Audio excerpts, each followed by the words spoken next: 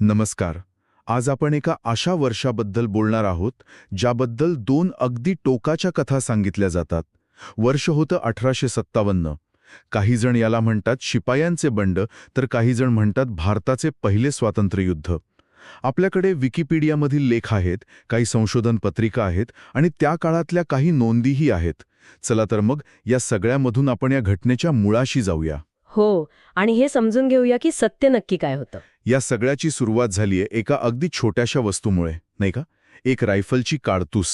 हो, वरकरणी खूप साधं कारण वाटतं, पण त्या साध्या दिसणाऱ्या कारणामागे एक मोठा इतिहास होता. गोष्ट होती नवीन एनफिल्ड रायफलची. अच्छा. या रायफलमध्ये काडतूस भरण्यापूर्वी त्याची जी कागदी वेष्ठण असायची ती दाताने तोडावी लागायची. आणि इथे सगळा घोळ होता. अगदी. सैनिकांमध्ये एक अफवा पसरली, किंवा कदाचित ते खरंही असेल, की या वेष्ठणाला गायीची आणि डुकराची चरबी लावलेली आहे. आणि या एका गोष्टीने हिंदू आणि मुस्लिम दोन्ही सैनिकांच्या धार्मिक भावनांना थेट हात घातला. बरोबर. हिंदू धर्मात गाय पवित्र मानली जाते. आणि इस्लाममध्ये डुक्कर निषिद्ध. हो, हराम. त्यामुळे दोन्ही धर्मांचे सैनिक म्हणजे साहजिकच संतापले.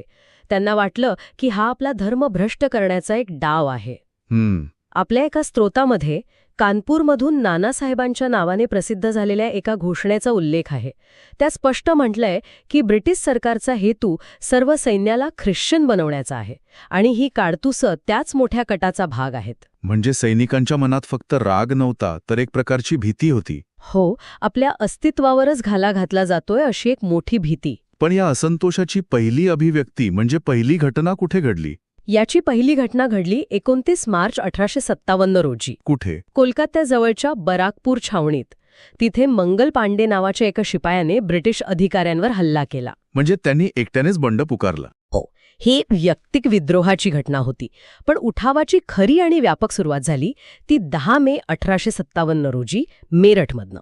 हे रंजक आहे. म्हणजे मंगल पांडे यांची घटना आणि मेरठची घटना यात जवळपास 1.5 महिन्याचं अंतर होतं. हो. मग या काळात काय घडत होतं? ही वादळापूर्वीची शांतता होती की ब्रिटिशांना धोक्याची जाणीवच झाली नाही? मला वाटतं दोन्ही गोष्टी होत्या. ब्रिटिशांनी मंगल पांडेच्या घटनेला एक विच्छिन्न घटना म्हणून पाहिलं. अच्छा. त्यांना वाटलंच नाही की हा असंतोष संपूर्ण उत्तर भारतात पसरलेला आहे. पण त्या 1.5 महिन्यात सैनिकांच्या छावण्यांमध्ये ही काडतुसांची गोष्ट पसरत होती. हो, आणि धर्म बुडवण्याच्या भीतीची चर्चा सगळीकडे पसरत होती. आणि मग अखेरीस 10 मे रोजी मेरठच्या छावणीत या असंतोषाचा स्फोट झाला. आणि मग तिथूनच दिल्ली चलोचा नारा दिला गेला. अगदी. तिथल्या शिपायांनी उघडपणे बंड केलं, शस्त्र उचलली आणि ते दिल्लीच्या दिशेने निघाले. आणि मेरठमधनं निघालेली ही आग थेट दिल्लीपर्यंत पोचली. आणि या आगीने एका वृद्ध शक्तिहीन बादशहाला या संपूर्ण नाट्याच्या केंद्रस्थानी आणलं. पण ही आग फक्त दिल्लीपुरती नव्हती. उत्तर भारताच्या अनेक भागांमध्ये स्थानिक नेते, राजघराणी आपापल्या कारणांसाठी या लढ्यात उतरत होती. हो, आणि त्यातच काही अविश्वसनीय नायिका समोर आल्या. यातलं सर्वात मोठं नाव म्हणजे अर्थातच झाशीची राणी झाशीबो. निश्चितच. राणी लक्ष्मीबाई, ज्यांचं मूळ नाव मणिकर्णिका तांबे होतं, त्या खरं तर शौर्याचं प्रतीक बनल्या. त्यांच्या पतीच्या निधनानंतर लॉर्ड डलहौसीने त्यांचं राज्य खालसा केलं होतं. हे खालसा धोरण म्हणजे नक्की काय होतं याबद्दल जरा सांगाल का? हा एक चतुराईने बनवलेला नियम होता. त्याला डॉक्ट्रीन ऑफ लॅप्स म्हणायचे. त्यानुसार जर एखाद्या संस्थानाचा राजा थेट पुरुष वारसाशिवाय मरण पावला तर त्याचं राज्य दत्तक मुलाला न मिळता थेट ब्रिटिश साम्राज्यात विलीन केलं जायचं. म्हणजे हा तर सरळ सरळ भारतीय परंपरेत हस्तक्षेप होता. अगदी. आणि झाशीसारख्या अनेक राजघराण्यांसाठी हा अस्तित्वाचा प्रश्न बनला होता. म्हणूनच मग त्यांनी शस्त्र उचललं. हो, जेव्हा उठाव सुरू झाला तेव्हा राणी लक्ष्मीबाईंनी आपल्या हक्कांसाठी लढा दिला. त्यांनी झाशीच्या वेढ्यात अत्यंत शौर्याने प्रतिकार केला आणि नंतर ग्वालियरमध्ये लढताना त्यांना वीरमरण आलं. स्त्री नेतृत्वाची गोष्ट निघालीये तर अवधमधल्या बेगम हजरत महाल यांचा उल्लेख करायलाच हवा. त्यांच्याबद्दल तुलनेने खूप कमी बोललं जातं. हो, पण त्यांचं योगदान खूप मोठं आहे. बेगम हजरत महल या अवधचे नवाब वाजिद अली शाह यांच्या पत्नी होत्या. जेव्हा ब्रिटिशांनी अवध खालसा केलं तेव्हा त्यांनी आपला अल्पवयीन मुलगा बिर्जिस काद्र याला नवाब घोषित केलं आणि स्वतः राज्यकारभार हाती घेतलं. म्हणजे त्यांनी थेट ब्रिटिशांना आव्हान दिलं. हो, त्या एक खूप कुशल संघटक होत्या. त्यांनी लखनौमध्ये विद्रोहाचं नेतृत्व केलं. आणि सर्वात महत्वाची गोष्ट म्हणजे काय? उठाव अयशस्वी झाल्यावर ब्रिटिशांनी त्यांना शरणागती पत्करल्यास पेन्शन देण्याचं आमिष दाखवलं होतं. पण त्यांनी ते नाकारलं अच्छा. आणि नेपाळमध्ये आश्रय घेतला. अखेरपर्यंत त्या स्वाभिमानाने जगल्या. आणि दिल्ली, जे या उठावाचं मुख्य केंद्र होतं, मला बहादूर शाह जफर यांच्याबद्दल नेहमीच एक प्रश्न पडतो. ते एक कवी होते, राजकारणी किंवा सेनापती नव्हते. मग मिरठहून आलेल्या सैनिकांनी त्यांनाच आपला नेता म्हणून का निवडलं? तुमचा प्रश्न अगदी अचूक आहे. बहादूर शाह जफर हे लष्करी नेते नक्कीच नव्हते. ते खूप वृद्ध झाले होते आणि त्यांची सत्ता लाल किल्ल्याच्या भिंतींपुरतीच मर्यादित होती. मग का? पण ते मुघल साम्राज्याचे वंशज होते, एकेकाळी संपूर्ण भारतावर राज्य करणाऱ्या साम्राज्याचे. त्यामुळे ते भारताच्या सार्वभौमत्वाचे एक जिवंत प्रतीक होते. अच्छा, म्हणजे ब्रिटिशांच्या येण्यापूर्वीच्या जुन्या चांगल्या दिवसांचे प्रतीक. की आम्ही तुमची सत्ता मानत नाही, आमचा बादशाह अजूनही जिवंत आहे. ते या उठावाचे प्रतिकात्मक प्रमुख बनले. पण या प्रतिकात्मक नेतृत्वाची त्यांना खूप मोठी किंमत चुकवावी लागली. हो, खूपच मोठी. जेव्हा ब्रिटिशांनी दिल्ली परत जिंकली तेव्हा त्यांनी बहादूर शाह जफर यांच्या मुलांची आणि नातवांची निर्घृण हत्या केली. आणि त्यांच्यावर देशद्रोहाचा खटला चालवला आणि त्यांना रंगूनला हद्दपार केलं. तिथेच एकाकी अवस्थेत त्यांचा मृत्यू झाला. त्यांची एक प्रसिद्ध गझल आहे नाही का? हो, जी त्यांच्या मनातील वेदना व्यक्त करते. कितना है बदनसीब जफर, दफन के लिए 2 गज जमीन भी न मिली कुए यार में. किती दुर्दैवी आहे जफर की त्याला दफनासाठी 2 गज जमीनही आपल्या प्रिय देशात मिळाली नाही. ही एक ओळ त्या संपूर्ण पिढीचं दुःख सांगून जाते. आणि इथेच आपण या घटनेच्या गाभ्याशी येतो. आपल्या स्रोतांमध्ये या घटनेकडे पाहण्याचे 2 टोकाचे दृष्टिकोन दिसतात. हो, एका बाजूला ब्रिटिश याला शिपायांचे बंड म्हणजे सेपोय म्युटिनी म्हणतात, तर दुसऱ्या बाजूला भारतीय राष्ट्रवादी याला भारताचे पहिले स्वातंत्र्ययुद्ध म्हणतात. हो. आणि हे दोन्ही दृष्टिकोन समजून घेणं खूप महत्वाचं आहे. आधी ब्रिटिश दृष्टिकोन पाहूया. ठीक आहे. त्यांच्यासाठी हे फक्त सैनिकांचं बंड होतं, जे धार्मिक कारणांवरून भडकलं होतं. द टाइम्स सारख्या त्यावेळच्या ब्रिटिश वृत्तपत्रांनी सुरुवातीला याला फारसं महत्त्वच दिलं नाही. म्हणजे त्यांनी काय म्हटलं? त्यांनी लिहिलं की ही केवळ काही असंतुष्ट रेजिमेंट्सपुरती मर्यादित समस्या आहे आणि ती लवकरच नियंत्रणात आणली जाईल. म्हणजे त्यांच्यासाठी हा प्रतिष्ठेचा प्रश्न होता. जर त्यांनी याला राष्ट्रीय आव्हान मानलं असतं तर त्यांना मान्य करावं लागलं असतं की त्यांच्या शासनामध्ये काहीतरी चूक आहे. अगदी बरोबर. शिपायांचे बंड म्हणणं हे त्यांच्यासाठी सोयीचं होतं. ही एक कथा होती जी त्यांना जगाला सांगायची होती. हो, काही ब्रिटिश विश्लेषकांनी तर याला मुस्लिम कट असंही म्हटलं. काहींनी याला रानटीपणाविरुद्ध सभ्यता किंवा संस्कृतींमधील संघर्ष असंही स्वरूप देण्याचा प्रयत्न केला. म्हणजे त्यांच्यासाठी हा त्यांच्या सत्तेला एक लष्करी धोका होता, राष्ट्रीय आव्हान नाही. अगदी. आणि याच्या अगदी विरुद्ध भारतीय राष्ट्रवादी दृष्टिकोन आहे जो वि. दा. सावरकरांनी मांडला. हो, 1909 मध्ये वि. दा. सावरकर यांनी त्यांच्या the Indian war of independence या पुस्तकातून या घटनेला भारताचे पहिले स्वातंत्र्ययुद्ध ही संज्ञा दिली. सावरकरांचं म्हणणं होतं की यामागे केवळ धार्मिक कारणं नव्हती, तर एक व्यापक सामाजिक, राजकीय आणि आर्थिक असंतोष होता. म्हणजे हे फक्त शिपायांचं बंड नव्हतं? नाही.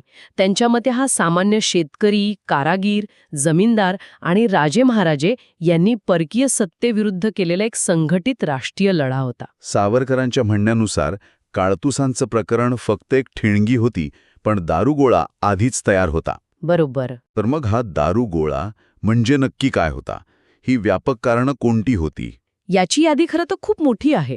आपण खालसा धोरणाबद्दल बोललोच, ज्यामुळे सातारा, झाशी, नागपूर, अवध अशी अनेक संस्थाने खालसा झाली होती. हो. याशिवाय ब्रिटिशांची आर्थिक धोरणं होती. त्यांनी भारताच्या पारंपरिक उद्योगधंद्यांवर इतके कर लावले की ते जवळजवळ नष्ट झाले. शेतकऱ्यांकडून इतका जमीन महसूल घेतला जात होता की ते कर्जबाजारी होत होते. आणि सर्वात मोठा विरोधाभास तर कोणता? आपल्या एका संशोधन पत्रिकेनुसार ब्रिटिशांनी भारतीय संपत्तीवर जे कर लावले होते त्याच पैशातून त्यांनी हे विशाल सैन्य उभं केलं होतं आणि अखेरीस तेच सैन्य त्यांच्या विरुद्ध उभं राहिलं. वाह, हा खरंच एक जबरदस्त मुद्दा आहे. म्हणजे एका अर्थाने ब्रिटिशांनी नकळतपणे भारतीयांच्याच पैशाने आपल्या विरुद्धच्या बंडाला निधी पुरवला होता. अविश्वसनीय आहे. म्हणजे ज्या व्यवस्थेच्या रक्षणासाठी सैन्य उभं केलं तीच व्यवस्था त्या सैन्याच्या असंतोषाचं कारण बनली. अगदी अचूक. यासोबतच सामाजिक आणि धार्मिक परंपरांमध्ये ब्रिटिशांचा हस्तक्षेप वाढत होता, जसं की सतीबंदी किंवा विधवा विवाहाला दिलेला पाठिंबा. जरी हे सामाजिक सुधारणांचे प्रयत्न असले हो, तरी अनेक भारतीयांना हा आपल्या जीवनशैलीवर हल्ला वाटत होता. हा सगळा असंतोष अनेक वर्षांपासून साचत होता, जो 1857 मध्ये बाहेर आला. अखेरीस ब्रिटिशांनी हा उठाव अत्यंत क्रूरपणे दडपून टाकला. 1 नोव्हेंबर 1858 रोजी त्याची औपचारिक समाप्ती जाहीर झाली. यानंतर भारताच्या प्रशासनात काय मोठे बदल झाले? सर्वात मोठा आणि थेट बदल म्हणजे भारतात ईस्ट इंडिया कंपनीची सुमारे 100 वर्षांची राजवट संपुष्टात आली. अच्छा. या घटनेने ब्रिटिश सरकारला दाखवून दिलं की एक व्यापारी कंपनी इतक्या मोठ्या देशावर राज्य करू शकत नाही.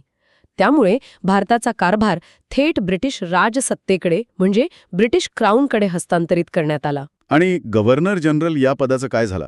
ते पद कायम राहिलं, पण त्याला व्हाईसरॉय ही नवीन पदवी जोडण्यात आली. व्हाईसरॉय म्हणजे राजाचा प्रतिनिधी. लॉर्ड कॅनिंग हे भारताचे पहिले व्हाईसरॉय बनले. आणि राणी व्हिक्टोरियाने एक जाहीरनामा प्रसिद्ध केला होता, नाही का? हो, त्यात भारतीय राजे महाराजांना त्यांच्या राज्यांची आणि हक्कांची हमी देण्यात आली आणि लोकांच्या धार्मिक बाबतीत हस्तक्षेप न करण्याचं आश्वासन दिलं गेलं. पण या सगळ्या प्रशासकीय बदलांच्या पलीकडे एक वैचारिक बदलही झाला, जो खूप महत्वाचा होता. कोणता? तो म्हणजे ब्रिटिशांचा सुशिक्षित भारतीयांकडे पाहण्याचा दृष्टिकोन. हो, आणि हा एक खूप मोठा विरोधाभास आहे. 1857च्या उठावात पाश्चात्य शिक्षण घेतलेल्या सुशिक्षित मध्यमवर्गीय भारतीयांनी जवळजवळ सहभाग घेतलाच नव्हता. थांबा, हे खरंच आश्चर्यकारक आहे. मग जो गट लढ्यात सामील झाला नाही, त्यांच्याबद्दल ब्रिटिशांचा दृष्टिकोन का बदलावा? सुरुवातीला तसंच होतं, पण उठावानंतर ब्रिटिशांना एक नवीन भीती वाटू लागली. त्यांना जाणवलं की हा जो नवीन सुशिक्षित वर्ग आहे, तो भलेही शस्त्र उचलणार नाही, कोण? पण तो त्यांच्या साम्राज्यवादी धोरणांचं विश्लेषण करू शकतो, त्यावर टीका करू शकतो आणि भविष्यात कायद्याच्या चौकटीत राहून त्यांना आव्हान देऊ शकतो. म्हणजे त्यांना तलवारीपेक्षा लेखणीची जास्त भीती वाटू लागली. अगदी. त्यांना वाटलं की हे लोक केवळ नोकऱ्या मागणारे नाहीत, तर ते राजकीय हक्क आणि स्वराज्य मागतील. त्यामुळे त्यांनी जाणीवपूर्वक उच्च शिक्षणावर नियंत्रण आणायला सुरुवात केली. म्हणजे ज्यांनी बंड केलं नाही, त्यांना भविष्यातील संभाव्य बंडखोर म्हणून पाहिलं जाऊ लागलं. बरोबर. चला, तर मग या चर्चेचा आढावा घेऊया. आपण पाहिलं की काडतुसांच्या एका घटनेनं कशी एक मोठी आग भडकली. राणी लक्ष्मीबाई, बेगम हजरत महल आणि बहादूर शाह जफर यांसारख्या नेत्यांनी या लढ्याचं नेतृत्व केलं.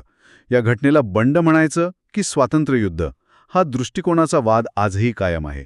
या सगळ्याचा अर्थ काय? या घटनेचं स्वरूप काहीही असो, पण एक गोष्ट निश्चित आहे की या उठावाने भारताच्या स्वातंत्र्य चळवळीची पायाभरणी केली. जरी हा उठाव अयशस्वी झाला, तरी त्यातून एक राष्ट्रीय चेतना निर्माण झाली. ब्रिटिशांनाही कळून चुकलं की भारतावर राज्य करणं इतकं सोपं नाही. म्हणजे यातूनच भविष्यातील संघर्षाला प्रेरणा मिळाली? हो, या घटनेने भारतीय लोकांमध्ये एक प्रकारची राजकीय जागृती निर्माण केली आणि भविष्यातील स्वातंत्र्य लढ्यासाठी एक सामायिक स्मृती आणि प्रेरणा दिली. आणि या चर्चेतून एक विचार करण्यासारखा मुद्दा पुढे येतो. आपल्या एका स्रोतामध्ये उल्लेख आहे की काही आधुनिक इतिहासकार ह्या घटनेकडे केवळ वसाहतवादी विरुद्ध भारतीय असा संघर्ष म्हणून पाहत नाहीत, तर ते याला दोन संस्कृतींमधील संघर्ष म्हणूनही पाहतात. एखाद्या ऐतिहासिक घटनेकडे अशा आधुनिक दृष्टिकोनातून पाहिल्याने त्या घटनेबद्दलची आपली समज कशी बदलते? आपण इतिहासाला अधिक चांगल्या प्रकारे समजून घेतो की आपल्या वर्तमानातील संघर्ष इतिहासावर लादतो? यावर विचार करायला नक्कीच वाव आहे.